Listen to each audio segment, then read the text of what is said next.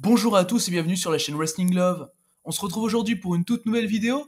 Alors, dans cette nouvelle vidéo, on va faire la preview de New Japan Pro Wrestling Power Struggle 2021, donc qui est le prochain gros show de New Japan Pro Wrestling. Alors, le show se déroulera le 6 novembre. Alors, j'ai pas pu trop faire de vidéos récemment, tout simplement parce que j'ai ma semaine de vacances, voilà, et du coup, j'essaie quand même d'en faire évidemment, et j'en referai plus régulièrement au même rythme d'ici la fin de semaine de toute manière.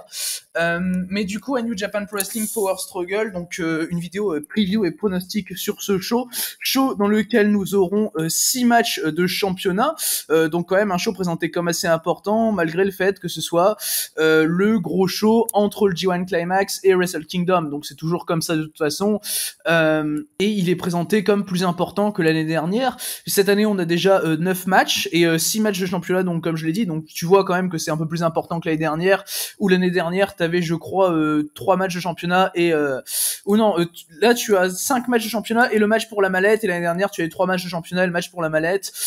Tu avais l'année dernière Naito Evil pour le World et Intercontinental, tu avais Suzuki Takagi pour le Never Openweight, et puis tu avais Ibushi White pour la mallette, et puis tu avais, il me semble, un Toru Yano Zack Sabre Jr. pour le King of Pro Wrestling.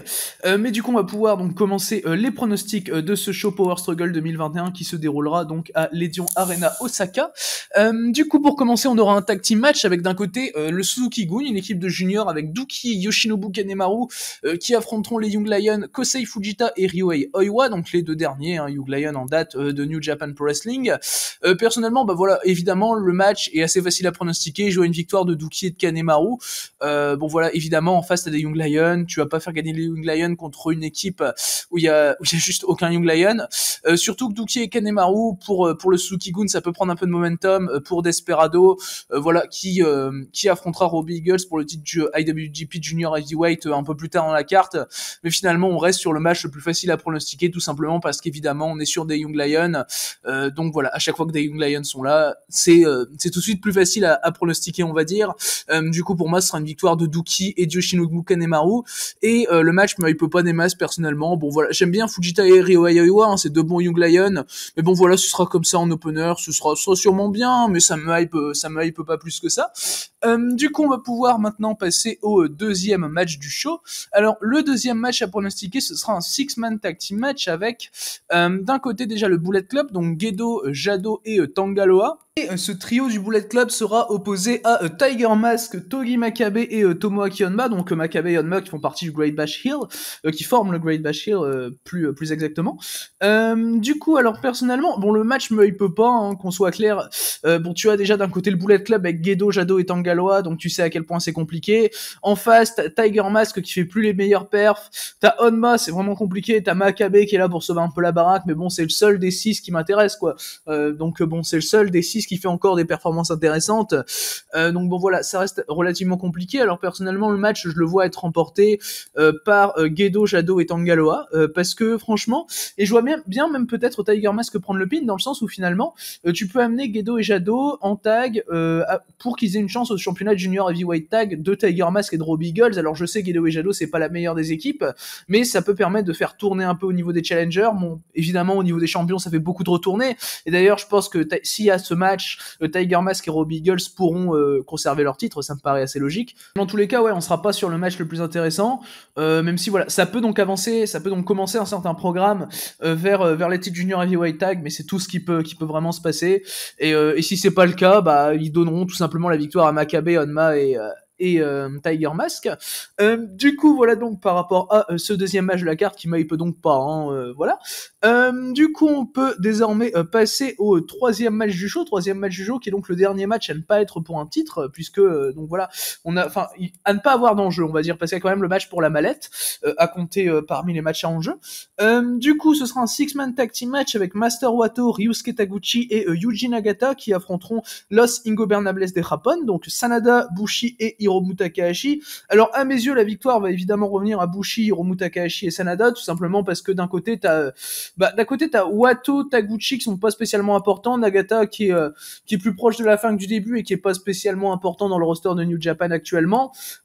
Et en face, tu as Bushi qui est certes pas spécialement important, mais tu as quand même Sanada. Bon, même si j'aime pas du tout Sanada, ça reste un élément peuché du roster de New Japan, et Hiromu Takahashi qui est tout simplement l'ace de la division junior heavyweight. Donc voilà, ça me paraît plutôt logique de donner la victoire à Los Ingobernables de Japón.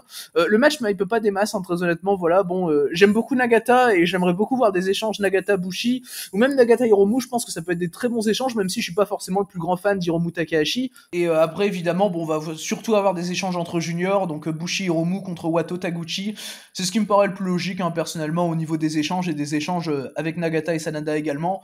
Mais du coup, ouais, à mes yeux, ce sera quand même une victoire de Los Ingobernables de Japón. Ça me paraît assez sûr à titre personnel. Et le match, il peut pas des masses, hein, voilà, on va pas se mentir, c'est pas forcément ce qui est le plus attirant sur la carte. Du coup, voilà, donc par rapport à ce troisième match, on va pouvoir désormais passer au match donc à enjeu de ce New Japan Pro Wrestling Power Struggle 2021. Et donc par les matchs en jeu, on va commencer avec donc le match du championnat Never Openweight Six Man. Donc nous avons Chaos, donc Hiroki Goto, Tomohiro Ishii et Yoshihashi qui vont défendre leur titre, et ce sera du coup leur 10e défense de titre, et ça se fera contre le Bullet Club, donc Evil, Sho et Yujiro Takahashi. Alors personnellement, le match me hype bien quand même, hein. Franchement, je pense que ça peut être un match assez bon, hein. Et évidemment, vu les échanges qu'on peut avoir, notamment des échanges Yoshihashi et Evil, qui ont l'un contre l'autre sorti un très très bon match lors du G1 Climax. Pareil, des échanges Ishii contre Sho. Moi, je demande que ça, hein. Franchement, Sho, c'est un super catcheur, et pour l'instant, j'ai l'impression qu'il s'acclimate quand même bien au Bullet Club. Il fait quand même vraiment des bonnes performances, je trouve. Il a pas encore une hit vraiment à lui, une hit chiante, enfin comme la plupart des membres du Bullet Club, donc ça va encore pour le moment chaud. Et à titre personnel, je vois une victoire d'Evil, de Sho et Yujiro Takahashi, tout simplement parce que d'habitude, sur le long règne de Goto, Ishii et Yoshihashi, avec donc 9 défenses d'ores et déjà, finalement, les défenses se font toutes dans des petits shows, dans des New Japan Road, enfin voilà, dans des Road 2, des Summer Struggle, tu vois, des shows vraiment pas importants. Là, c'est la première défense de titre donc de Ishii, Goto et Yoshihashi qui se fait dans un show important, dans un gros show. Donc personnellement, je pense que c'est quand même fait pour qu'on ait un changement de titre. Puis surtout, ça fait assez longtemps, hein, tout simplement que Goto, Ishii et Yoshihashi sont champions. Ils sont champions depuis déjà plus de 400 jours. Sho, il avait déjà eu une chance avec Sho et Toru Yano. C'était au tout début du règne de Goto, Ishii et Yoshihashi, et il avait pas réussi à remporter les titres. Donc finalement, je me dis que vu qu'il vient de rejoindre le Bullet Club, tu peux nécessairement montrer une évolution dans le sens où Sho peut gagner les titres avec Yujiro et Evil. Surtout que Yujiro et Evil de l'autre côté, ils ont déjà eu des chances au titre. Donc ils avaient eu une chance au titre où ils faisaient équipe avec Dick Togo, et ça avait pas marché. C'était en juin dernier, dans un match que personnellement j'avais pas trouvé bon du tout, hein. Voilà, je crois que de mémoire j'avais dû mettre 2 ou 2,25. Et là de ce côté-là, t'as Evil, Yujiro et Sho ensemble, donc je me dis que ça peut le faire. Et on est sur un gros show, donc je vois bien les titres Never Openweight Six Man changer, pas spécialement pour un long règne, mais au moins ça mettrait terme au règne de Goto, Ishii, Yoshihashi, qui a quand même été assez intéressant, même s'il y a pas de match incroyable dedans, et il y a franchement quasiment que des bons matchs, que des matchs très solides. Après, vu les 3 catcheurs champions, c'est pas spécialement surprenant, mais du coup voilà donc par rapport à ce 4e match du show, que je vois donc être remporté par Evil, Sho et Yujiro Takahashi. Nous allons désormais pouvoir passer au 5e match de la carte. Le 5e match de la carte, c'est tout simplement le match de championnat IWGP Junior Heavyweight, donc match solo, dont j'ai un petit peu parlé en évoquant le premier match de la carte. Ce sera Robbie Eagles qui défendra son titre contre El Desperado.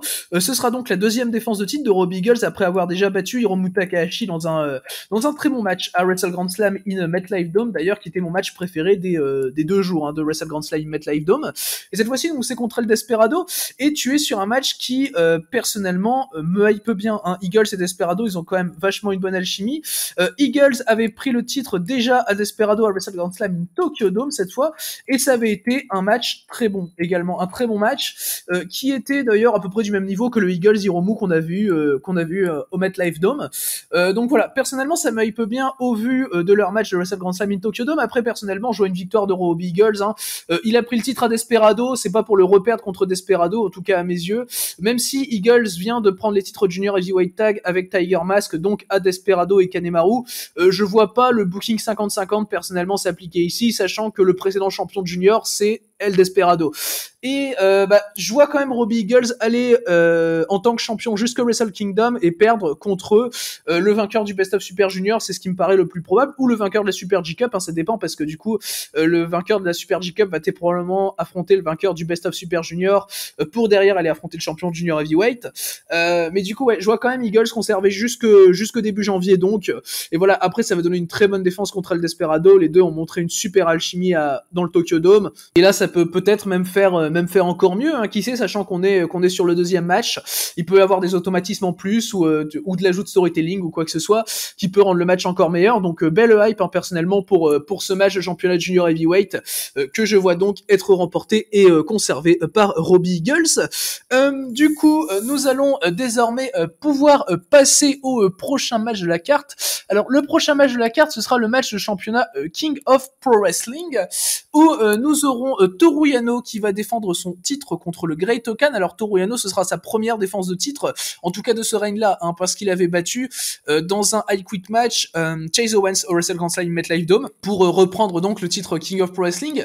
Et tu as une rivalité qui s'ensuit avec le Great Okan, qui est à peu près depuis la New Japan Cup, hein, dans tous les cas, où Toru Yano avait réussi à éliminer le Great Okan au deuxième tour.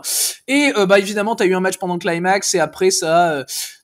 Tout ça a buildé un peu cet affrontement donc pour le King of Pro Wrestling Championship à Power Struggle. Du coup, ce sera un amateur wrestling rules match. Donc voilà, c'est personnellement la stipulation des deux qui m'intéressait le plus, sachant que la deuxième stipulation, donc la stipulation du Great Okan, c'était un Kiss My Feet match. Donc bon, voilà, je préfère quand même voir un amateur wrestling rules match. Après, j'espère juste qu'il sera pas trop long. Hein. Souvenir du Toru Yano Chase Owens, justement de Wrestle Kingdom MetLife Dome, qui avait duré 27-28 minutes. Donc bon, j'espère juste qu'il sera pas trop long. Après, bon, on est sur un titre inintéressant, on est sur une rivalité absolument inintéressante, on est sur deux catcheurs inintéressants, surtout le Great Okan, parce que Toru Yano, à la limite, des fois, il peut sortir un peu la tête de l'eau, mais même à ça me saoule un peu, hein, ce que fait Toru Yano sur le ring. Mais le Great Okan est vraiment extrêmement mauvais. Donc voilà, on risque de pas être sur un bon match, mais même à ça, c'est déjà mieux que si on avait eu un Kiss My Feet match, qui était donc la stipulation proposée par le Great Okan, parce que pour ceux qui savent pas, le principe du King of Pro Wrestling, c'est que les deux mecs qui s'affrontent proposent une stipulation, et il y a une stipulation qui est retenue donc pour leur 1 contre 1. Mais du coup, pas de hype du tout, hein, pour ce match de King of Pro Wrestling, et même un peu peur, hein, de ce qui va être produit, et pourquoi pas de la durée du match qui peut faire un peu peur quand on a vu le Yano Owens de 28 minutes. Et du coup, personnellement, je vois une conservation de titre de Toru Yano, sachant que c'est Toru Yano, le titre lui est un peu rattaché, et même si, enfin, je veux dire, il a perdu le titre quand il avait été mis vacant. Avant le Rumble, le Rambo match du Wrestle Kingdom Tokyo Dome, il l'a récupéré juste après en battant Chase Owens. Donc bon, c'est un peu le titre de Toru Yano, donc je le vois quand même conserver contre le Great Okan et être champion encore assez longtemps malheureusement. Du coup, même si bon, le Great Okan, c'est pas non plus le catcheur qui m'intéresse le plus, et je préfère voir Yano que Okan champion, hein, voilà. Du coup, on peut désormais passer au prochain match du show.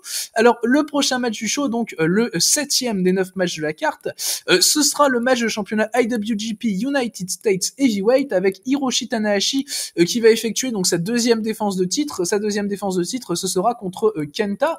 Alors normalement, ça aurait dû être contre Chase Owens parce que Chase Owens avait battu Hiroshi Tanahashi lors du G1 Climax et juste après, au show final du G1 Climax, en quelque sorte challengé Tanahashi. Mais Kenta s'est positionné avant Chase Owens et lui a dit je challenge avant toi parce que Owens c'est un peu le larbin dans le Bullet Club. Du coup, personnellement, c'est pour ça que je vois quand même Hiroshi Tanahashi conserver son titre contre Kenta, parce que je vois évidemment avoir lieu un Hiroshi Tanahashi contre Chase Owens pour le championnat United States, peut-être à Wrestle Kingdom, on sait jamais, hein. Ça pourrait donner un bon spotlight à Chase Owens, ce serait assez cool pour lui. Et là, du coup, comme j'ai dit, c'est la deuxième défense de titre de Tanahashi, puisqu'après avoir pris le titre à Lance Archer lors de New Japan Pro Wrestling Resurgence, il avait déjà défendu, c'était contre Kota Ibushi à Wrestle Kingdom MetLife Dome, dans un main event qui était plutôt correct. Mais du coup, là, ouais, le Tanahashi Kenta, j'ai un peu peur parce qu'évidemment, on a Kenta. Kenta en 2021, c'est toujours assez compliqué.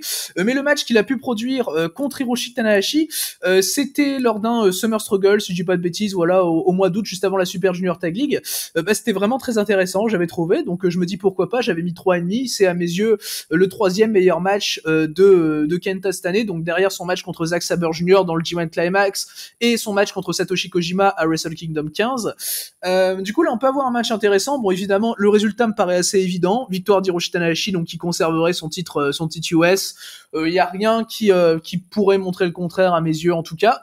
Mais ouais, le match me hype pas des masses, mais je me dis pourquoi pas. Franchement, il y a un peu un doute qui plane dans le sens où soit ça passe, soit ça casse. Voilà, c'est vraiment un peu ce que va être ce match, soit ça passe, soit ça casse, en espérant que ça passe évidemment. Et du coup, mon pronostic, comme j'ai dit, victoire d'Hiroshi Tanahashi. Du coup, voilà donc par rapport au septième des 9 matchs de Power Struggle 2021, on va pouvoir maintenant passer à ce qui sera très probablement le pré-main event de ce show. Alors le pré-main event, ce sera le match donc qui est pour la mallette du vainqueur du G1 Climax de Kazuchika Okada. Kazuchika Okada qui avait battu de manière assez malheureuse Kota Ibushi, on se rappelle, en finale du G1 Climax. Et Kazuchika Okada va donc défendre sa mallette, voilà, comme tous les détenteurs de mallettes qui défendent, voilà, évidemment, lors de Power Struggle, et ce sera contre Tama Tonga. Tama Tonga étant le seul homme à avoir réussi à battre Kazuchika Okada lors du G1 Climax cette année. Donc voilà, ça me paraît assez logique d'avoir ce match. Personnellement, voilà, c'était dans l'avant-dernière journée de bloc que Tama Tonga avait réussi à battre Okada, avant qu'Okada batte Cobb pour battre Jeff Cobb pour s'octroyer une place en finale du G1 Climax. Et du coup, ouais, Okada contre Tama Tonga, personnellement, ça m'hype pas, étant donné leur match du G1 Climax qui était quand même vachement haché, ce qui est un problème de la majorité des matchs de l'Okada, et là en plus contre un membre du Bullet Club qui est en plus de ça pas vraiment intéressant de base. Voilà, forcément t'as un match avec un gros problème de rythme entre Okada et Tama Tonga. Il y a de grandes chances que ça fasse le même problème sur leur match justement de Power Struggle. Donc voilà, je me fais pas d'illusions, à mes yeux on n'aura pas un mauvais match, hein, mais pas spécialement un match intéressant. Je vois Kazuchika Okada au niveau du pronostic évidemment conserver sa mallette, parce que Tama Tonga c'est bien beau, mais voilà, Tama Tonga ça va aller vers les titres tag, il va très probablement en équipe avec Tangaloa remporter la World Tag League cette année pour aller défier les Dangerous Takers lors de Wrestle Kingdom pour les titres Heavyweight Tag, hein. C'est ça qui est un peu teasé depuis que Tangaloa, même avant, hein, mais surtout depuis que Tangaloa a battu Zack Sabre Jr. pour l'éliminer du G1 Climax cette année. Et puis Tama Tonga, voilà, c'est pas spécialement un nom qui va être push. Et puis bon, voilà, autant l'année dernière c'était assez probable que la mallette change avec le Ibushi contre Jay White, parce que c'est Jay White, mais là c'est Tama Tonga. Donc bon voilà, y a pas vraiment de chance que la mallette change, et tant mieux d'ailleurs, parce que voilà, j'aime pas spécialement Okada, mais c'est tout simplement de la logique de booking. Du coup, voilà donc par rapport à ce match qui va donc être vraisemblablement remporté par Kazuchika Okada. Du coup, on va désormais pouvoir pronostiquer le main event, donc de New Japan Pro Wrestling Power Struggle 2021. Main event qui sera donc le match pour le championnat IWGP World Heavyweight et qui opposera Shingo Takagi, donc le champion actuel, à Zack Sabre Jr. Zack Sabre Jr. qui l'a donc battu lors du G1 Climax dans une série de victoires vraiment intéressante où il avait battu à l'affilée Tetsuya Naito, Shingo Takagi, Kota Ibushi et le Great Okan. Et du coup, ce sera la troisième défense de titre de Takagi après avoir déjà défendu contre Hiroshi Tanahashi et Evil, donc dans les deux shows Wrestle Grand Slam, donc au Tokyo Dome et au MetLife Dome. Et personnellement, je vois évidemment Shingo Takagi conserver son championnat. On est sur le show entre le G1 Climax et Wrestle Kingdom. C'est pas le titre IWGP World Heavyweight qui va changer à mes yeux, surtout quand même que Okada vient de gagner le G1, Okada va aller à Wrestle Kingdom, donc ce sera pour affronter Shingo Takagi, ce qui me semble assez logique, sachant que Shingo, pour remporter le titre, avait battu Katsushika Okada quand le titre était rendu vacant par Will Ospreay, blessé à la nuque lors de Wrestling Dontaku, au terme d'un match atroce contre Will Ospreay, mais ça c'est autre chose. Du coup, le Takagi Zack Sabre Jr. me hype énormément, hein. Évidemment, déjà on est sur un match de Zack Sabre Jr., un main event. Ça faisait longtemps que Zack Sabre Jr. avait pas eu chance au titre IWGP World Heavyweight. Je me demande pas si ça fait pas depuis qu'il avait, c'était une ancienne version de la ceinture, mais je me demande pas si ça fait pas depuis qu'il avait gagné la New Japan Cup, donc en 2018, et il avait affronté juste derrière à Sakura Genesis Kazuchika Okada, qui était encore champion à cette époque avant de le perdre contre Omega au Dominion de la même année. Et donc ça fait vachement plaisir pour Zack Sabre Jr. Le match entre Takagi et Zack Sabre Jr. au G1 Climax, c'était génial. J'avais mis 4,25, j'étais pas loin du 4,5. C'était franchement un match vraiment, vraiment excellent. Et du coup, là, forcément, j'ai une grosse hype pour ce main event. C'est même le match très largement qui m'hype le plus du show, devant Eagles Desperado, voilà, et devant le match de championnat Never Open Weight Six Man. Et ce qui me paraît assez logique au vu des deux catcheurs qui sont à mes yeux deux des meilleurs catcheurs de New Japan.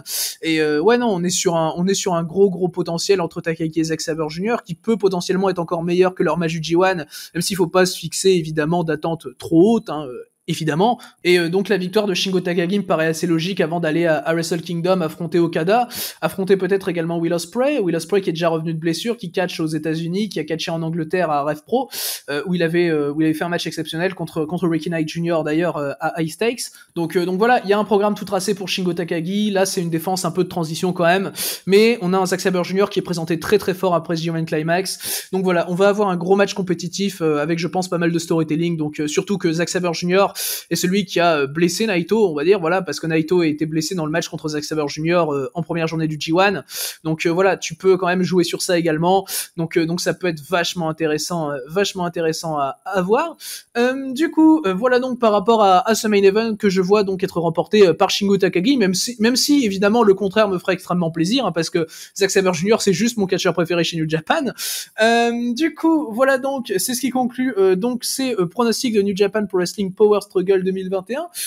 Et c'est ce qui conclut donc cette vidéo. Merci à vous donc d'avoir écouté cette vidéo. Je ferai évidemment une review de Power Struggle qui sortira, je pense, le lendemain du show. Ça dépend si j'ai vraiment le temps de regarder ou pas, parce que j'ai pas mal de retard de catch en ce moment, mais vraiment beaucoup. Donc voilà, j'ai pas spécialement le temps comme pour les vidéos, voilà. Mais du coup, voilà donc par rapport à cette review, j'espère que du coup elle vous aura plu. À cette preview, pardon, j'espère qu'elle vous aura plu. Et du coup, d'ici les prochaines vidéos, je vous dis à la prochaine.